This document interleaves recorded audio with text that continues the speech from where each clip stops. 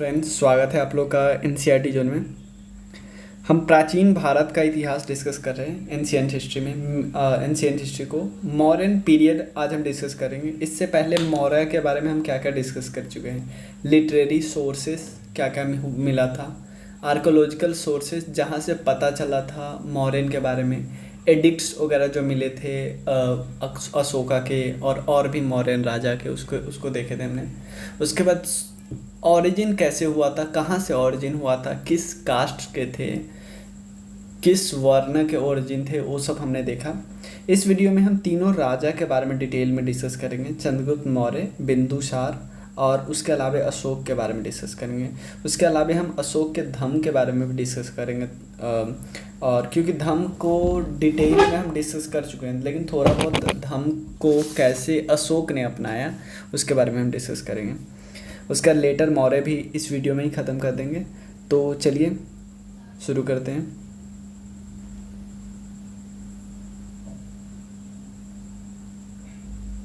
देखिए, मौर्यन का टाइमलाइन हम देखें तो मौर्यन रहे थे 321 से 322 या कहीं कहीं भी 321 लिखा हुआ है से 185 तक रखे थे।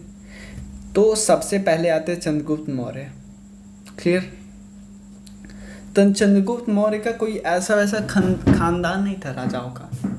चंद्रगुप्त मौर्य ने डिथ्रोन किया, हटाया लास्ट नंदा रूलर जिसका नाम था धनानंद। धनानंद वही इंसान था जिसके समय में आए थे अलेक्जेंडर, और धनानंद को हटाया और ऑक्युपाई कर लिया पाटलिपुत्र को 322 बीसी में। किसके हेल्प से? कौटिल्य, जिनको चाणक्य भी बोलते हैं, चाणक्य मुनि, उनके हेल्प से। क्लियर। किसको हटा दिया? धनानंद को हटा दिया 322 बीसी में कौटिल्य की मदद से। अब होता क्या, आगे क्या क्या करते वो देखते हैं। उसके बाद एक और लड़ाई होती है 305 बीसी में। चंद्रगुप्त मौर्य ने हरा दिया सेलुकस निकाटर को। देखो होता है क्या पता है, ये लोग थे ग्रीक लोग चाहते क्या थे कि इंडिया की तरफ एंट्री करें, लेकिन इससे पहले भले ही कर लिए थे। आपको पिछले वीडियो में मैंने बताया था बहुत सारे फॉरेन इन्वेजन हुआ था, ईरानियन का, ग्रीक का ही हुआ था, एलेक्जेंडर का। तो इनको भी लगा हम भी कर ही लेंगे आराम से, लेकिन अब इनको पता नहीं न था कि अब तो चंद्रगुप्त मौर्य आ गया है देश का राजा। चंद्रगुप्त मौर्य ने सिलाइकस निकेटर को हराया और इन्होंने बहुत बड़ा अपना एरिया सरेंडर कर दिया, चंद्रगुप्त मौर्य को दे दिया। और बाद में चंद्रगुप्त मौर्य से 500 हाथी मांग लिया, और उसके बाद चंद्रगुप्त मौर्य के दरबार में अपना एक एम्बेसडर भेज दिया जिसका नाम था मेगास्थनीज। क्लियर। तो समझ गए, अपना बहुत बड़ा टेरिटरी किसको दे दिया? चंद्रगुप्त मौर्य का, जिसमें आता है एरिया जिसको हेरात बोलते हैं, अभी वाला नाम है, अराचोसिया जिसका अभी वाला नाम है कांधार, और गेद्रोसिया, ये सब ग्रीक नेम है, याद मत रखो। बेलूचिस्तान, परोपानीसद जिसका नाम है कबूल। इन रिटर्न मतलब ये 5 एरिया दिया और उसके एवज में 500 एलिफेंट ले लिया। क्लियर है। और इन दोनों ने एक ट्रीटी साइन कर ली कि चलो आज से हिंदू कुश जो माउंटेन है ना, वो हमारा बाउंड्री हो गया। क्लियर है ना, हिंदू कुश। और इसके बाद अपने एक एम्बेसडर जिसका नाम था मेगास्थनीज, उसको भेज दिया दरबार में, किसके? चंद्रगुप्त मौर्य के। तो मेगास्थनीज की किताब है जो लिटरेचर है, देखो उनका लिटरेचर जो लिखा हुआ है वो मॉडर्न सोसाइटी के बारे में, मॉडर्न के दरबार में बैठे हुए थे राजा, सब कुछ के बारे में लिखे। देखो ओरिजिनल कॉपी उनकी लॉस्ट हो गई है, लेकिन इनके बाद जो भी ग्रीक राइटर हुए तो उन्होंने क्या किया है, इनका नाम लिख के कोई कोटेशन दिया है। जैसे ऐसे किसी नाम देख के, महात्मा गांधी जी का नाम देख के हम कोटेशन नहीं करते, सेम इनका नाम देख के कोटेशन दिया। तो इससे हमें मतलब दूसरों के बुक से इनकी बातें पता चलती हैं। चंद्रगुप्त मौर्य जैन मुनि को, जैन को धारण कर लेते हैं। क्लियर है, जैन को धारण कर लेते हैं और कहाँ पे चले जाते हैं? चंद्रगिरी हिल में चले जाते हैं, जो कि श्रवणबेलगोला कर्नाटका में था। किसके साथ? भद्रबाहु के साथ। और ये लोग क्या थे? ये लोग न्यूडिटी को फॉलो करते थे, आपको पता ही होगा। क्योंकि एक और सेक्ट है जो कि है श्वेत, एक कौन है जो स्थूल भद्र जो कि श्वेतांबर हो गए थे बाद में। क्योंकि ये लोग जैसे ही मथुरा वगैरह मगध एरिया में फेमाइन आया तो ये लोग कहाँ चले गए? ये चले गए थे श्रवणबेलगोला में कौन? भद्रबाहु और चंद्रगुप्त मौर्य और भी बहुत डिसाइफल के साथ चले गए लोग। लेकिन वहाँ से जब लौट रहे हैं तो देख रहे हैं फेमाइन वगैरह है। देख रहे हैं कि यार यहाँ पे जो लोग ऑलरेडी है यहाँ पे, जो स्थूलभद्र और भी उसके उनके जो डिसाइपल है, उन लोगों ने कपड़ा पहनना शुरू कर दिया था। तो इन लोगों को बहुत अजीब लगा कि आपने जो थीम है उनको ही उनका वायलेशन किया है, इसलिए हमें दो सेक्ट में बिखरना होगा, तोड़ना होगा। एक सेक्ट जो कपड़ा पहनते हैं, एक सेक्ट जो आसमान को ही अपना कपड़ा मानते हैं। वे ही डाइड बाय स्लो सार्वेशन, मतलब वहीं पे इनकी डेथ हो जाती है। चंद्रगुप्त मौर्य की वहीं पे डेथ हो जाती है। चंद्रगुप्त मौर्य की डेथ हो जाती है कैसे? एक प्रोसेस होता है जिसको सलेखना बोलते हैं। सलेखना का मतलब होता है कि स्लो स्टार्वेशन, सब कुछ खाना वाना छोड़ देते हैं। काया क्लेश मतलब अपने आप को भगवान को त्याग कर देते हैं। Clear? Chandragupta Maurya, under Chandragupta Maurya for the first time the whole of the northern India united था। इवन सेलुकस निकोटर की हिम्मत नहीं हो रही तो दूसरे की क्या हिम्मत हो? इवन जो ग्रीक राजा थे उनकी हिम्मत नहीं हो रही। ट्रेड फ्लोरिश था, एग्रीकल्चर को रेगुलेट किया जाता था, वेट और मेजर भी रेगुलेटेड था, स्टैंडर्डाइज था, मनी यूज होने लगा, टैक्सेशन सिस्टम आ गया, सैनिटेशन और फेमाइन रिलीफ तो राजा के द्वारा ही किया जाता था। क्लियर है ना? अब आते हैं इनके बेटा, इनका बेटा आता है। इनके बेटा का नाम है बिंदुसार। ध्यान देना, दो अलग नाम है। हर्यंक डायनेस्टी में है बिम्बी। देखो बिंदु एज यू, यहाँ पे यू इसलिए हम याद कर सकते हैं, मौर्यन में यू होता है इसलिए हम याद कर सकते हैं, मतलब ऐसे हम याद कर सकते हैं। बिंदुसार जो कि 298 से लेकर 273 बीसी तक रहे थे। चंद्रगुप्त मौर्य को इन्होंने सक्सीड किया था। बिंदुसार के को क्या बोलते थे? बिंदुसार को ग्रीक वर्ड में बोला जाता है अमित्रोचैट्स। अमित्रोचैट्स, और अमित्रोचैट्स कहाँ से आया है? एक संस्कृत वर्ड है जिसका नाम, जिस वर्ड का मतलब होता है अमृत घटा। अमृत घटा, अमृत घटा का मतलब होता है जो बहुत ज़्यादा अपने शत्रु को मार गिराता है, मतलब शत्रु विरोधी, हम ऐसा बोल सकते हैं। क्लियर? अब नेक्स्ट टॉपिक क्या है, मतलब नेक्स्ट लाइन क्या लिखा है वो हम देख लेते हैं।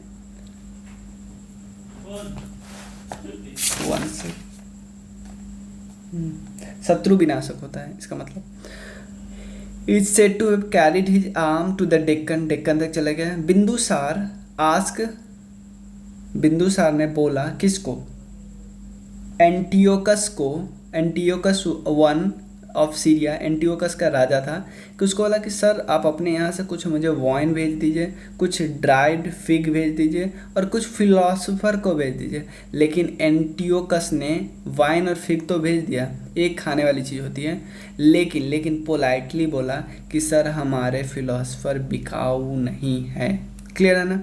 तो इनके स्टोरी से दो चीज़ हमें याद, एक वाला क्वेश्चन पूछ सकता है कि अमृत घटा किसको बोला जाता था? अमित्र घटा किसको बोला जाता था?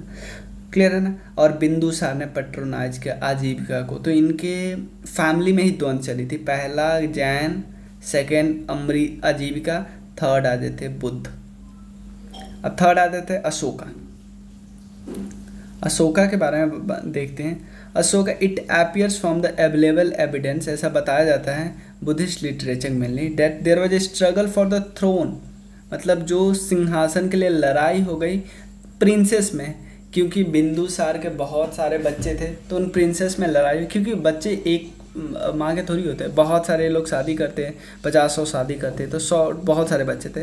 तो बुद्धिस्ट ट्रेडिशन बताता है कि अशोक ने अपने 99 भाई को मारा, एक छोटा सा भाई तिस्सा को छोड़ दिया ताकि वो कब्जा कर सके। राधा गुप्ता ए मिनिस्टर, राधा गुप्ता एक मिनिस्टर थे जो कि बिंदुसार के मिनिस्टर थे, उन्होंने हेल्प किया किसका? अशोका का इस स्ट्रगल में। This war of succession account for the interregnum of 4 year. Interregnum का मतलब होता है उस समय कोई राजा वाजा नहीं होता है, जैसे हम ऐसा बोलते हैं ना, हमने प्रेसिडेंट के केस में सुना होगा कि एक प्रेसिडेंट अगर जब तक दूसरा प्रेसिडेंट नया आ नहीं जाता, पहले प्रेसिडेंट अपना पोस्ट नहीं छोड़ते हैं, वो इंटेरेगम ना हो सके। इंटेरेगम मतलब होता है एक राजा गया ख़त्म, दूसरे राजा का आने में जो बीच का समय होता है ना, उस समय कोई राजा ही नहीं होता है, उस पीरियड को बोलते हैं। तो इस पीरियड में क्योंकि लड़ाई वड़ाई चल रही थी, तो इस समय कोई मेजर राजा ही नहीं था। तो 273 से लेकर 269 कोई नहीं था। Only after securing his position, उन्हें on the throne Ashoka had himself formally crowned किया 269 ईस्वी में। मतलब 4 साल तक कोई राजा ही नहीं था। अंडर अशोका के अंडर मौर्य अपने क्लाइमेक्स पे पहुंचा। For the first time the whole of the subcontinent, कुछ पार्ट, नीचे वाला पार्ट कुछ छोड़ दिया जाए, कुछ शाही लोगों को छोड़ दिया जाए, तो पूरा एक्सट्रीम शाही लोगों को छोड़ दिया जाए तो पूरा पार्ट इंडिया का था। अब कुछ ऐसी चीज़ें हैं, अशोका को अलग अलग नाम से बुलाया जाता था अलग अलग रॉक एडिक्ट्स में। अशोका का एक नाम नहीं था।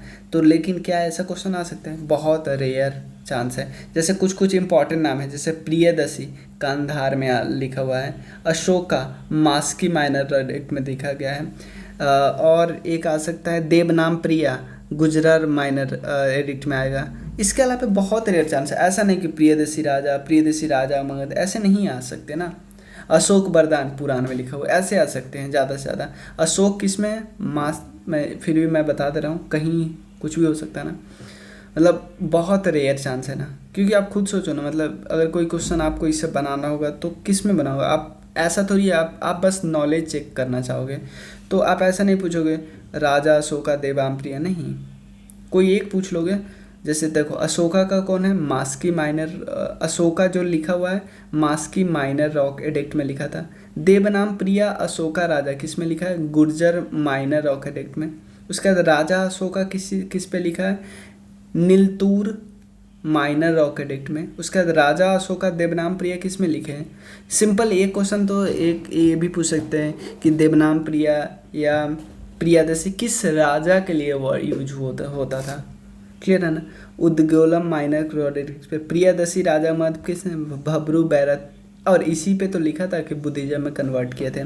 प्रियादसी राजा बराबर कब पे? Priyadasi Kandahar major rock edict and Dipavamsa और एक महावंशा कहाँ का था बताओ? श्रीलंका का था या तिब्बत का था बताओ? दोनों में से आपको इतना हिंट दे दिया। अशोक मौर्य रुद्रदामन का जूनागढ़ रॉक एडिक्ट है ना, वहाँ पे। जूनागढ़ कहाँ पे? अभी क्यों न्यूज में है सोचो।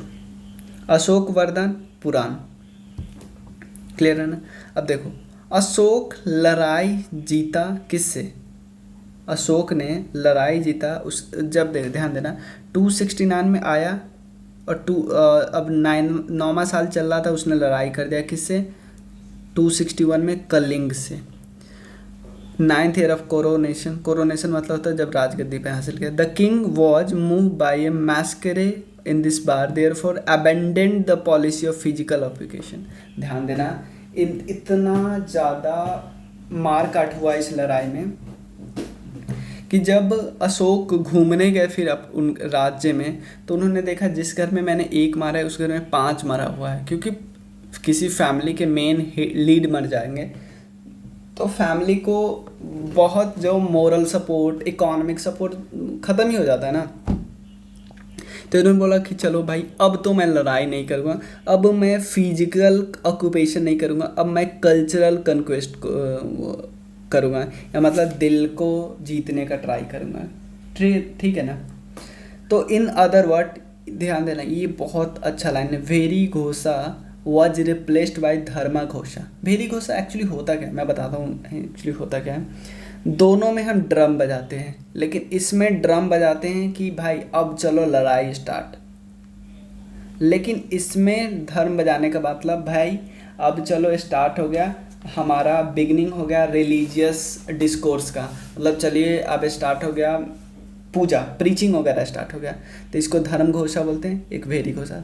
तो अब हम ड्रम बजाया जाएगा लेकिन लड़ाई वाला नहीं भाई, अब धर्म बजाया जाएगा जिसमें हम कल्चरल कॉन्क्वेस्ट करना चाहते हैं, अपना धर्म को फैलाना चाहते हैं, प्रीच करना चाहते हैं। अशोका वॉज नॉट, तो बोलोगे आप, तो बोलोगे यार अशोका तो इतना अच्छा, मतलब पूरा तरह लड़ाई ही छोड़ दिया, नहीं भाई इतना भी नहीं थे वो, मतलब एकदम पैसिफिस्ट हो गए थे, नहीं एकदम नहीं। अगर ऐसा रहता तो भाई कलिंगा जीतने के बाद कलिंगा छोड़ के नहीं आ जाते, कलिंगा पे हथियाए हुए थे। कलिंगा को अपने पास ही रखा था। और पता है कलिंगा वैसे रिपब्लिक था, मतलब वहाँ राजा चुना वगैरह जाता था। लेकिन ये भी हो सकता है, मतलब उनका कोई सोच रहा होगा कि कलिंगा की हालत इतनी ख़राब हो गई है, अब शायद मैं छोड़ के गया तो इसकी हालत और बदतर हो सकती है, ये भी हो सकती है उनकी सोच। Thus he retained Kalinga after his conquest and incorporated into his अपने एम्पायर में ही रखा। अशोका ने बहुत देशों, अब अशोका का मेन क्या हो गया कि अब मुझे धम्म को फैलाना। देखो ध्यान देना, धम्म इज नॉट इक्वल टू धर्म। धर्म होता है किसी एक पर्टिकुलर सेक्ट से रिलेटेड, ध्यान देना, ये किसी सेक्ट से रिलेटेड नहीं थे भाई। इनको सारे धर्मों की जो अच्छी अच्छी बातें होती है कि जो अपने बड़ों का रिस्पेक्ट करना है, अपने नौकर का भी रिस्पेक्ट करना है, जानवर का सेक्रीफाइस नहीं करना है, ऐसी ऐसी बातें जो अच्छी बातें होती है ना, उस बात को फैलाना स्टार्ट किया। ऐसा नहीं है कि बुद्ध धर्म को अपना लिया तो बुद्ध धर्म में जो परिनिर्वाणा है, जो लास्ट में जो निर्वाण करते हैं वो करने के लिए नहीं भाई। ये बोलते नहीं भाई, अच्छा कर्म करोगे ना तो स्वर्ग मिलेगा, ऐसी बातें बोलते थे।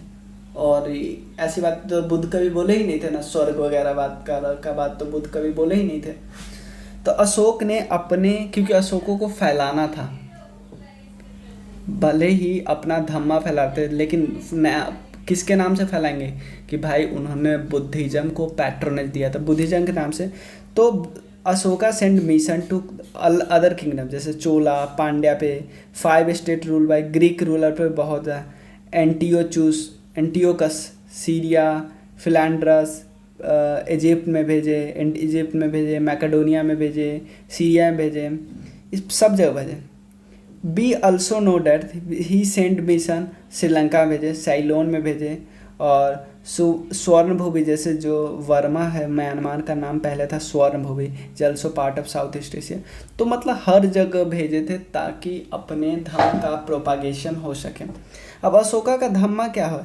अशोक के धर्म को आप सेक्टोरियन फेथ नहीं बोल सकते कि हिंदू बुद्धिज्म, ऐसे नहीं। It is broad objective was preserve the social order. ध्यान देना, समाज का जो ऑर्डर है उसको प्रिजर्व करें। समाज का ऑर्डर क्या है कि सबको जियो और जीने दो। मतलब ऐसा नहीं है कि आप किसी एक कास्ट को अब बहुत तवज्जो दे रहे हैं, एक कास्ट से एक काम करवा रहे हैं, बड़ों का इज्जत नहीं कर रहे हैं, छोटों का आदर नहीं कर रहे हैं, नौकरों का कोई इज्जत नहीं है, स्लेवरी आप फॉलो कर रहे हो, अब भगवान की पूजा करने जा रहे हो, क्या फ़ायदा है ना। घर पे नौकर को गाली दे दो और फिर जाओ भगवान की पूजा करो, क्या फ़ायदा? कोई फ़ायदा ही नहीं है। सेम यही बातें बोलते थे। That people should obey the parents, पे रिस्पेक्ट टू द ब्राह्मण, बुद्धिस्ट मंक का रिस्पेक्ट करो, स्ले के खिलाफ भी, स्ले और सर्वेंट से अच्छे से तहजीब लाओ। He held that if people behave well they would attain स्वर्ग। ऐसी बातें तो कभी बोले ही नहीं थे। ही डिड नेवर से, ऐसा बात बुद्धिज्म नहीं बोल, बुद्ध भगवान नहीं बोलते। ही डिड नेवर सेड, उन्होंने कभी ऐसा नहीं किया कि निर्वाणा हासिल करो, which was the goal of Buddhist teaching. यानी ये बुद्धिज्म का भी मेन चीज़ उठाए और अपने हिसाब से ढाल लिया। अब बात करते हैं,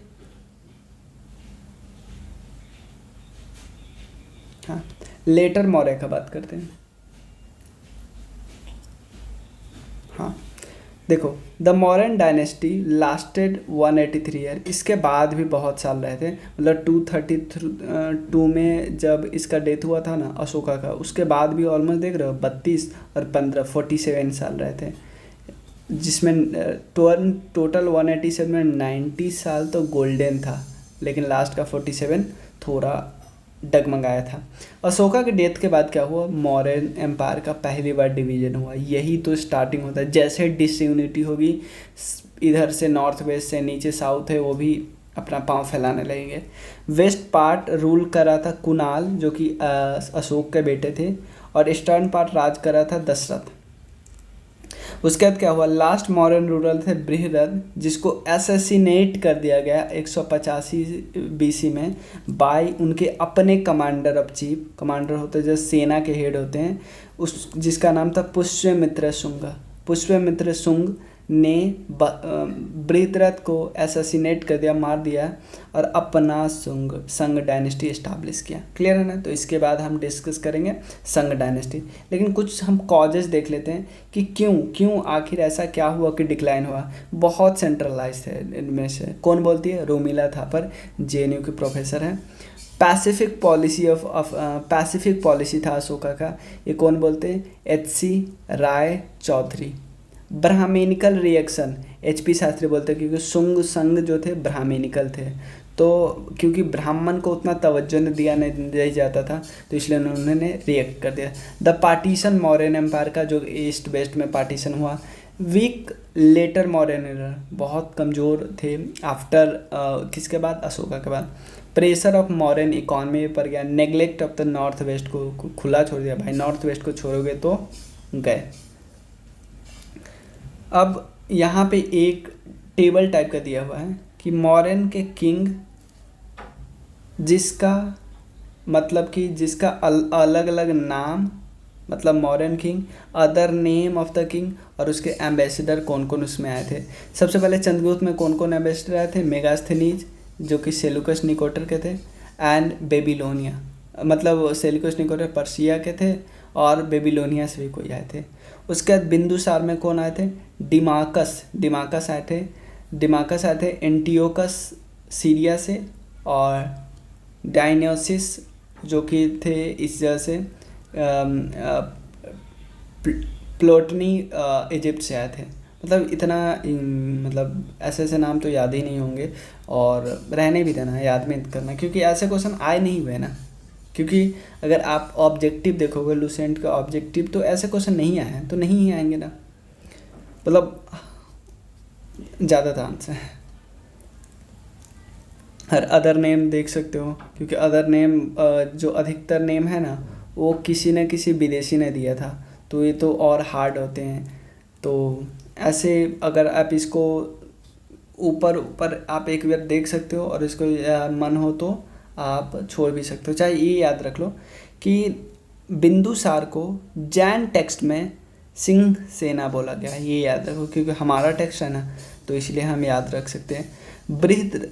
विशाख दत्ता की बुक है मुद्र राक्षसा, जिसमें चंद्रगुप्त को कुल्हीना बोला गया, कुल्हीना या ब्रिसला बोला गया। कुल्हीना का मतलब था लो क्लैन। क्लियर है? तो ये दोनों है, ये भी याद रख सकते हैं। भद्रसारा वायु पुराण में बोला गया, और ये दोनों हमें याद नहीं रखना है। क्लियर है ना। बिंदुसार को जैन टेक्स्ट में सिंह सेना बोला गया है, सिंह ऑब्वियसली, और भद्रसार बोला गया है वायु पुराण में। हमने यहाँ तक कर लिया। और उसके बाद देखो, ये नाम सब याद नहीं रखना, मतलब बहुत rare of the rarest, 0.001% chance है कि कोई ग्रीक वगैरह वर्ड से क्वेश्चन आए। बहुत अगर बहुत फेमस है तो ही आ सकता है। नेक्स्ट वीडियो में हम डिस्कस करेंगे मॉडर्न एडमिनिस्ट्रेशन। देखो मैं तो याद नहीं करता हूँ, ऐसे मैं आपको बता दे रहा हूँ, क्योंकि ऐसे जिसमें से कोई लॉजिक बनता है क्वेश्चन बनने का, तभी याद करते हैं। मॉडर्न एडमिनिस्ट्रेशन देखेंगे अगले वीडियो से। तो कितना लगेगा? एक वीडियो में हम डिस्कस कर लेंगे मॉडर्न का सेंट्रल और म्युनिसिपल एडमिनिस्ट्रेशन, और उसके बाद एक में हम डिस्कस कर लेंगे सोसाइटी आर्ट। क्लियर है ना। तो चलो, थैंक यू सो मच।